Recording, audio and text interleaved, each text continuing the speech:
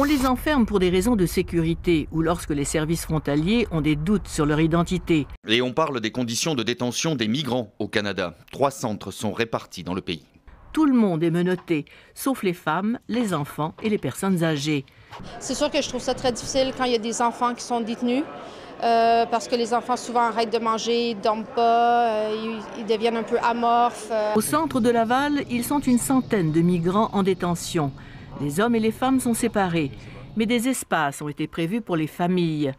C'est l'un des lieux de villégiature officiels des présidents français. Le fort de Brégançon leur permet de trouver le calme. Seul défaut, la plage n'est pas assez isolée. Mince, et si on construisait une piscine pour le président? Ces images de présidents en vacances en train de se baigner, Emmanuel Macron n'en veut pas. L'Élysée a donc commandé une étude de faisabilité pour l'installation d'une piscine.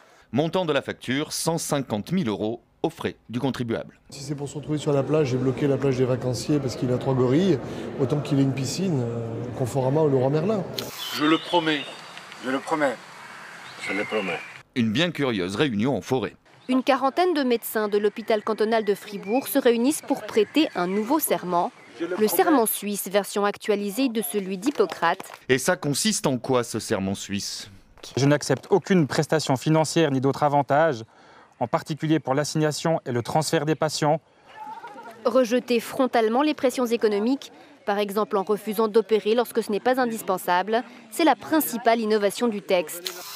Et nous allons à présent dans la plus petite localité du pays, Erstap, 83 habitants. 83 habitants et un corbeau. Avec une simple lettre de dénonciation, ils sèment la zizanie à quelques mois des élections communales. Il y a un climat de suspicion les uns vis-à-vis des autres. On a essayé d'interroger quelques habitants de la commune, mais ils ne sont pas enclins à parler de ça. Ils ne veulent pas, disent-ils, mettre de l'huile sur le feu.